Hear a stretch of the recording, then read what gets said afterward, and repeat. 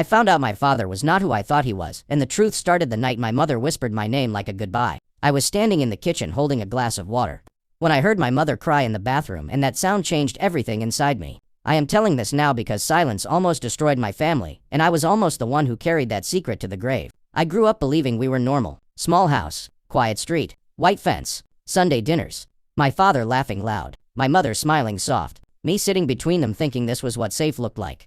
My father was a hard-working man. He left early, came home late, smelled like oil and coffee. He hugged me every night, told me I would be better than him, told me family was everything. My mother was gentle, always careful with words, always cleaning, even when the house was already clean. She looked at my father like he was a storm she learned to live with. I never questioned any of it. Why would I? I was 26, college graduate, living back home to save money, still a child in ways I did not want to admit. The night everything broke, it was raining hard. The kind of rain that makes the world feel smaller. The power went out. We lit candles. My father went to bed early, said he had a headache. My mother told me to lock the doors. I was half asleep on the couch when I heard her. A quiet sound. Not loud, not dramatic, just pain. I walked down the hall. The bathroom light was on. The door was half closed. I pushed it open slowly. My mother was sitting on the floor, her back against the tub, her hands shaking, her face wet with tears. She looked at me like she had been waiting, like she knew this moment was coming. She said my name, slow, careful, like she was afraid it might break. She told me to sit, so I did. She took a long breath, then another. Then she said something that felt like a knife. She said, I need to tell you something before it is too late. I thought someone was sick. I thought she was dying. I thought anything except what came next. She said, your father is not who you think he is. My heart started beating in my ears. I told her she was tired. I told her to rest. I told her I would make tea. She grabbed my wrist, her grip stronger than I ever felt. She looked straight at me. She said, I am not talking about small things. The candle flickered. The house felt empty. Even though he was down the hall, she told me there were secrets in this family. Old secrets, buried secrets, the kind that grow teeth. She said she had been carrying them alone for decades. For me, for him, for the picture of a family. She told me about the first year of their marriage, how my father changed, how his anger came out of nowhere, how he controlled money, controlled friends, controlled silence. I had never seen that side, or maybe I did and I looked away. She said there was a night long before I was born, a night that followed her like a shadow, a night she could never forget. Her voice shook, her hands covered her face. She said there was another woman. My mind tried to reject it. My father, the man who packed my lunch, who helped with homework, who taught me to drive. She said it was not just an affair. It was a life, another address, another version of him. She said he had a son. The air left my lungs. I laughed without meaning to. I told her she was confused. She did not laugh. She did not look away. She said he is older than you. I felt small, like the house was shrinking, like the past was crashing down all at once. She told me she found out years ago, before I was even in high school. She found letters, photos, a bank account. She confronted him. He begged, he promised, he threatened. She stayed. Because of me? She said I wanted you to have a father, even if it meant losing myself. I could not breathe. I could not speak. I could only sit there watching my mother break open. Then she said something worse. She said that son knows about you. She said he knows about me. She said he has been asking questions. The power came back on. The lights hit us too bright, like we had been exposed. I heard footsteps in the hall. My father was awake. My mother looked at the door, then back at me. She said he is going to tell you his version soon. She said do not believe everything he says. Then she said one last thing. The thing that still rings in my head. She said you are standing in the middle of a war you never chose. The bathroom door opened. My father stood there, his face calm. To calm, he looked at me, then at my mother, and he smiled. That was the moment I realized my family was built on a lie and I was about to find out which parent was telling the truth. My father looked at me like nothing had changed, and that calm was more terrifying than anger. He asked if everything was okay, like we were just talking about groceries or the weather. My mother did not answer. She just stood up slowly, her legs weak, her hands still shaking. I could feel my heart hitting my chest so hard it hurt. I wanted to run. I wanted to scream, but I stayed. My father walked into the bathroom, turned off the light, closed the door, like he was cleaning up a mess. He told my mother we would talk in the morning. Then he looked at me again. He said, son, go get some sleep. That word, son, it felt different, heavy, like it was being tested. I did not move. I could not. My father tilted his head slightly. That familiar look he used when I was a kid. The look that meant obey. He said we will explain everything tomorrow. My mother finally spoke. Her voice quiet, but sharp. She said no. He needs to know now. Silence fell between them. Thick. Dangerous. My father sighed. Long. Tired. He rubbed his face. Then looked at the ceiling like he was counting seconds. He said you should go to your room. I said no. That was the first time I ever said that to him. His eyes shifted. Just for a second. And in that second I saw someone I did not recognize. He told my mother she was being dramatic. He said she always did this. He said she twisted things. My mother laughed. A broken sound. She said tell them about Daniel. The name hit the room like a gunshot. My father froze. He did not ask how I knew. He did not deny it. That told me everything. I said, who is Daniel? My father closed his eyes. Just for a moment. Then he sat on the edge of the tub. He looked older suddenly. Smaller. He said, Daniel is my son. Hearing it out loud was worse than hearing it from my mother, because this time, there was no fear in his voice, only acceptance. I asked how old he was. My father hesitated, then said 30. I was 26. That math did not make sense. Not at first. Then it did. I asked if he was born before me. My father nodded. My mother turned away. She could not watch. I felt like I was falling through time, through every memory, every birthday, every holiday. I asked if he loved him. My father said yes. That word cut deeper than any lie. I asked if he loved me. My father looked at me for a long time, longer than ever before. He said of course, but something in his voice changed, like he was answering a question he had practiced. I asked why I never knew. He said he was protecting me. My mother snapped. She said you were protecting yourself. My father stood up. His voice rose, not loud, but hard. He said you agreed to this. My mother turned back, her eyes on fire. She said I agreed to survive. I felt like a stranger in my own house, like I had walked into someone else's life. I asked where Daniel lived. My father said another state. I asked if he ever visited. He did not answer. That silence was an answer. I asked if Daniel knew about me. My father looked at my mother, then back at me. He said yes. I felt sick. I asked if he had ever met me. My father said no. Then my mother spoke softly. Too soft. She said not yet. My father shot her a look. She said you promised. I looked between them, trying to keep up. I asked what she meant. My mother took a breath. She said Daniel reached out recently. He wanted to meet you. The room started spinning. I said why? She said because he is dying. Everything stopped. The air, the sound, the world. I asked what? My father sat down again. This time he looked afraid. He said Daniel is sick. Cancer. Advanced. I could not process it. I had spent my whole life thinking I was an only child, and now suddenly I had a brother, an older brother, who was dying. I asked why I was only hearing this now. My mother said because your father was waiting for the right time. I looked at him. I asked when that was. He did not answer. My mother said he was waiting until it was almost too late. I felt anger rising. Hot, unfamiliar. I asked if Daniel wanted something. Money. Forgiveness. My father said he just wanted to meet you. That sentence did something to me. I did not expect. I tried to picture him. My brother. Someone with my blood. My face. My father's eyes. I asked why my mother was telling me now. She looked at me with tears in her eyes. She said because Daniel sent a message tonight. She said he is coming here. My father jumped up. He said no. My mother said you cannot stop him. My father said this is my house. She said it is my son. They yelled. Not loud, but sharp. Years of words packed into seconds. I backed away, my head pounding. I asked when. My mother said tomorrow. That word felt unreal. Tomorrow. Like this was a normal appointment. Like the world was not ending. I asked if Daniel knew where I lived. My father said yes. I asked if he knew about my life. My job. My failures. My father said he knows enough. That made me angry. I said you do not get to decide what enough is. My father looked shocked. My mother looked proud. Then sad. I walked out of the bathroom. Down the hall. Into my room. I sat on my bed. Hands shaking. Mind racing. Every memory replayed with a new filter. Every time my father worked late. Every trip he took alone. Every fight that ended in silence. I wondered if he was with Daniel. If he was being a father to him. While pretending to be one to me. I heard my parents arguing in the kitchen. Low, urgent. I could not hear words. Only pain. I lay back and stared at the ceiling. Trying to decide if I wanted to meet him. Trying to decide if I could hate him. Then my phone buzzed. Unknown number. I let it ring. Then it buzzed again. A text. It said, "Hi, this is Daniel." My hands went cold.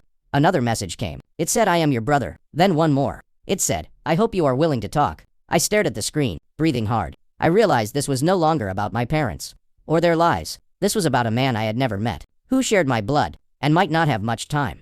I typed one word, then deleted it. I put the phone face down, because at that moment, I was not ready to decide if I was about to gain a brother, or lose the only family I had ever known. I did not sleep that night, and every minute felt like I was waiting for a knock that would change everything. The house was quiet in that way that feels loud when your thoughts will not stop. I heard the refrigerator hum, the clock tick. My parents murmur through walls like strangers sharing a space. I picked up my phone again. Daniel had not sent anything else. That somehow made it worse. I kept imagining his face, trying to build him out of pieces of my father. The same nose, the same eyes, the same voice saying words I did not know how to hear. At around 4 in the morning, I heard my father leave the bedroom. His footsteps slow, heavy. He knocked on my door. Once, then twice. I did not answer. I could not. He opened it anyway. He always did that when I was a kid. He sat on the edge of my bed. Just like when I had nightmares. Just like when I was sick. He said, "I know this is a lot." I said nothing. He took a breath.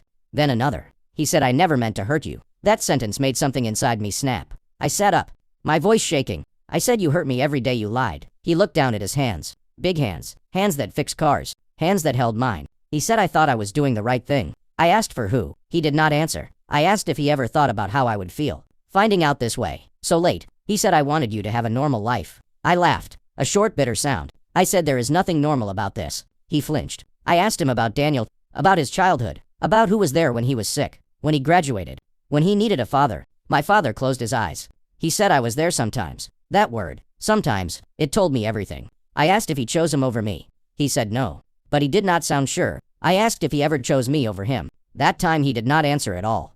I felt a kind of grief I did not have words for, not just for myself, but for the brother I never knew. I asked why Daniel reached out now. My father said because he is running out of time. I asked if Daniel was angry. My father shook his head. He said he is kind. To kind, that hurt more than anger would have. I asked what he wanted from me. My father said he wants to know you. He wants to see where he came from. That sentence stayed with me. After my father left, I sat there for a long time. Then I picked up my phone. I opened the messages. Read them again. I typed, hi, then deleted it. I typed, I need time. Deleted. My hands would not stop shaking. Finally I typed, I just found out last night. 3 dots appeared almost immediately. Daniel replied, I know. That made my chest tight. He said your mom told me. I did not know how to feel about that. He said I am sorry. I never wanted to drop this on you. I asked how long he knew about me. He said since I was born. That sentence took my breath away. I asked why he never reached out before. He said because your father asked me not to. There it was. Another choice. Another silence. He said I agreed. Because I did not want to hurt you. I stared at that message for a long time. I asked if he hated me. The reply came slower this time. He said no. I never did. He said I used to wonder what you looked like. If you were happy. If you were safe. I felt tears in my eyes. I had never known someone could care about me from a distance. I asked why he wanted to meet now. He said because I am tired of being a secret. He said because I do not have much time. I asked what he was sick with. He said pancreatic cancer. I did not need to Google that to know what it meant. He said I am not asking you to fix anything. He said I just want to sit in the same room. Hear your voice. No, you are real. I put the phone down, pressed my palms into my eyes. At breakfast, my mother looked like she had aged years overnight. My father barely spoke. The air between them was cold. I told them Daniel texted me. My father tensed. My mother asked what he said. I told her. She nodded, like she expected it. She asked if I wanted to meet him. I said I do not know. That was the truth. My father said you do not have to. My mother looked at him. She said he has a right to decide. My father looked away. Around noon there was a knock at the door. Every muscle in my body locked. My mother stood up slowly. She looked at me, her eyes asking a question she did not say. I nodded. I do not know why. She opened the door. Daniel did not look like I expected. He was taller than me. Thinner. Paler. He had my father's eyes, but they looked softer. Sad. He smiled when he saw me. A nervous smile, like he was afraid I might disappear. He said hi. I could not speak. He stepped inside, slow, respectful. He said thank you for letting me come. My father stood frozen in the kitchen. Daniel looked at him, then looked away. The silence was heavy. Daniel turned back to me. He said you look like him, but not the way you think. That made me swallow hard. We sat in the living room, all of us, like a scene from a movie nobody wanted to watch. Daniel told me about his life, his job, his wife, his kids. Yes, kids. I had nieces or nephews. I had never known. He showed me photos, 2 little smiling faces. He said they know about you. That stung. I asked if they knew about my father. He said yes. I looked at my father. He could not meet my eyes. Daniel said I did not come here to fight. He said I came here to make peace. My mother started crying. Daniel looked at her, his voice gentle. He said thank you for telling him. That sentence shocked me. I asked what he meant. He said she reached out, not my father. He said she apologized for everything. My father stood up. He said you had no right. Daniel looked at him, calm, unmoving. He said I had every right. The room felt like it might explode. Daniel turned to me. He said I am not here to take your father. He said I never had him to begin with. That hurt, but it was honest. He said I just want to know if there is space for me. I did not know how to answer. My father suddenly said I am sick too. Everyone looked at him. He said, his voice shaking. He said heart problems, serious ones. My mother looked shocked. Daniel looked confused. I felt something shift. Another truth. Another weapon. Daniel asked why he never said anything. My father said because I did not want pity. Daniel said, or accountability. That word hung in the air. I realized in that moment this was bigger than all of us. This was about time, and what we do with it, and who we choose when time runs out. Daniel looked at me one last time. He said whatever you decide, I will respect it. He stood up. Slow. Careful. He said I will be at a hotel nearby. He handed me a piece of paper. With his number, even though I already had it. He said call me if you want. Then he left. The door closed. The house felt empty again. My mother looked at me. My father looked at the floor, and I realized the next choice was mine. Because whatever I did next would decide whether this family finally told the truth or lost each other forever. I sat there long after Daniel left, and the silence felt like it was pressing down on my chest. My mother finally spoke. She asked me if I was okay. I did not know how to answer that, so I did not. My father still would not look at me. He kept staring at the same spot on the floor. Like if he looked away, something worse might appear. I stood up. My legs felt weak, but I forced myself to move. I said I need air. I walked out of the house. The sky was gray, heavy, like it was holding something back. I walked down the street without a plan, past houses that looked just like ours, families inside living lives that probably had secrets too.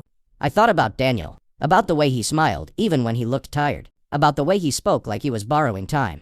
I thought about my father, the man who raised me, and the man who hid a whole life from me. I thought about my mother, how she carried this alone, how she chose silence over freedom. My phone buzzed.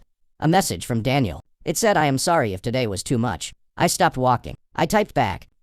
I stared at that word, wondering if it was too cold, too honest. 3 dots appeared. Daniel replied, "I understand." He said, "You do not owe me anything." That sentence made my throat tight. I walked to a park nearby, sat on a bench, watched kids play, parents laugh. I wondered how many lies it took to build a family, and how many truths it took to destroy one. My phone buzzed again. Daniel said, "I want to be clear about something." He said, "I did not come here for money, or to fix what your father broke." He said, "I came because I am running out of time, and I did not want to leave this world without knowing my brother." Brother. That word looked strange on the screen. Heavy. Permanent. I asked him how long he had. The reply took longer. He said the doctors say months, maybe less. I felt like I could not breathe. I asked how he was so calm. He said I was not always. He said I went through anger, then sadness, then something like peace. He said the only thing that still hurt was feeling like I did not exist to half of my family. I closed my eyes. I thought about every time I complained about my life, every time I took time for granted. When I got home, my parents were sitting at the table, not talking. I took a seat across from them. I said, "We need to talk." My father looked up, hope and fear mixed on his face. I asked him about his health. He hesitated. My mother said, "You told him." My father nodded. He said I did not want to worry anyone. I said, "You do not get to decide that either." He flinched. I asked if it was serious. He said yes. He said he needs surgery soon. My mother covered her mouth, tears in her eyes. I felt anger again. Hot, sharp. I said, "So now everyone is dying, and I am just supposed to hold it together." No one answered. I asked my father if he ever planned to tell me about Daniel. He said eventually. I asked when. He said, "I do not know." That was the problem. He never knew. He always waited. I asked my mother why she stayed. She looked at her hands. She said, "Fear. Love." She said, "I thought I could protect you." I said, "From what?" She said, "From the truth." I looked at both of them. I said, "The truth is already here." That night I did not go to my room. I stayed in the living room, wide awake. Around midnight there was another knock at the door. My heart jumped. My father stood up. My mother looked at me. I said, "I will get it." When I opened the door, it was Daniel. He looked embarrassed, apologetic. He said, "I forgot my jacket earlier. I did not want to bother you." I let him in. My parents came into the room. Daniel held the jacket, like he was holding an excuse. I said, "You can sit." He hesitated, then sat. No one spoke. Finally, Daniel looked at my father. He said, "I did not plan to come back tonight." He said, "But I keep thinking about something." My father swallowed hard. Daniel said, "I need to ask you one question, and I need an honest answer." My father nodded. Daniel asked why you chose him. The room went still. I felt my chest tighten. My father looked at me, then at Daniel. He said, "I did not choose." Daniel said, "You did." He said, "Every time you left, every time you lied, every time you stayed silent." My father shook his head. He said, "I was afraid." Daniel said, "Of what?" My father said, "Of losing everything." Daniel looked at him, his voice calm. He said, "You lost me anyway." My mother started crying. Daniel turned to me. He said, "I am sorry you are stuck in the middle." I said, "I am not a child." He nodded. He said, "I know. That is why I am asking you." He asked if you were in my place. What would you want? I did not answer right away. I thought about being invisible, about being a secret. I said I would want to be seen. Daniel smiled, soft, grateful. My father put his head in his hands. He said, "I am sorry." Daniel said, "I believe you." Then he said, "But sorry does not fix time." That was when my father broke. He cried. Open. Ugly. I had never seen that before. He said I thought I could control the damage. He said I thought I could carry it alone. Daniel said, "You were wrong." My father looked at me. He said, "I never stopped loving you." I said, "Love without truth is just control." The words came out before I could stop them. Daniel looked at me, pride in his eyes. My mother reached for my hand. She said, "Whatever you decide, I will stand with you." That was the first time she ever said that so clearly. Daniel stood up. He said I should go. He looked at me. He said, "Think about it. No pressure." He said, "I will be at the hotel." He left again. This time the silence felt different. My father looked smaller, less certain. I went to my room, sat on the bed, stared at the wall. My phone buzzed. A message from Daniel. It said I meant what I said. It said I do not want to take anything from you. It said I just want a chance. I lay back, staring at the ceiling. I realized this was no longer about choosing between people. It was about choosing what kind of man I wanted to be. Because tomorrow, I would have to decide whether to step into a truth that hurt or stay in a lie that felt familiar. And I knew, whatever I chose, someone was going to lose something forever. I woke up before the sun, and for the first time in my life I did not know where I belonged. The house was quiet. Too quiet. Like it was holding its breath. I lay there thinking about Daniel, about his words, about time, about being seen. I thought about my father, the man who taught me right from wrong, and still chose wrong when it mattered most. I thought about my mother, how she learned to survive by disappearing. By the time the sun came up, I had made a decision, or at least I thought I had. I got dressed, grabbed my keys, and left without saying anything. I drove to the hotel Daniel mentioned, my hands tight on the wheel, my chest tight with fear. I sat in the parking lot for 10 minutes, just breathing. Then I went inside. The lobby smelled like coffee and cleaning products. Normal. To normal, I asked for his room. The clerk looked at me, then nodded. I knocked. There was a pause. Then the door opened. Daniel looked surprised, then relieved. He said, "Hey." I said, "Hey." We stood there for a second. To strangers, two brothers. He let me in. The room was simple, clean, a small bag by the bed. He said, "I did not know if you would come." I said I did not either. We sat across from each other. The space between us, heavy. I asked how he was feeling. He smiled. A little sad. He said, "Today is a good day." I asked what that meant. He said, "I am not in too much pain." That hurt to hear. I asked about his life. Really asked. Not polite, not careful. He told me about his childhood, his mom, how she worked 2 jobs, how my father came and went. He said he never blamed me. He said he blamed our father, and himself for wanting him anyway. He told me about meeting his wife, about becoming a dad. He said becoming a father changed everything. He said it showed me exactly what I missed. I swallowed hard. He asked about me. I told him about college, about moving back home, about feeling like I never fully grew up. He listened, really listened. He said, "You sound like someone who has always been waiting." That hit too close. We talked for hours. About music. About movies. About stupid childhood stuff. It felt easy. Scary easy. At one point he pulled out a folder. He hesitated. Then handed it to me. Inside were photos. Old ones. My father holding Daniel as a baby. My father smiling in a way I had never seen. My chest tightened. Daniel watched my face carefully. He said, "I was afraid showing you would hurt you." I said it already did. He nodded. He said, "But I think truth hurts less than silence." I could not argue with that. My phone buzzed. A message from my mother. It said, "Where are you?" I did not answer. Daniel asked if my father knew I was there. I said no. He did not smile. He said he will find out. I said I know. There was a knock at the door. Both of us froze. Daniel looked at me. Then at the door. He said I did not tell him. Another knock. Harder. My heart started pounding. I stood up. Then sat back down. Daniel stood up slowly. He opened the door. My father stood there. His face pale. Eyes red. He looked past Daniel and saw me. For a second, no one spoke. Then my father said, "I knew you would come here." Daniel said, "How?" My father said, "I followed him." That sentence made my skin crawl. Daniel stepped aside. Let him in. The room felt too small. My father looked at the photos on the table. Then away. He said, "You had no right to bring him here." I stood up. I said, "Do not talk to him like that." My father looked shocked. I said, "He did not steal anything from you. You gave it away." Daniel put a hand up, trying to calm us. My father looked at him. He said, "I never meant for this to happen." Daniel said, "But it did." My father turned to me. He said, "You are my son." I said, "So is he." That was the first time I ever said it out loud. My father's face crumpled. He said, "You are choosing him." I said, "I am choosing the truth." Daniel looked at me, his eyes wet. My father said, "If you walk away now, do not come back." The room went silent. I realized that was not a boundary. It was a threat.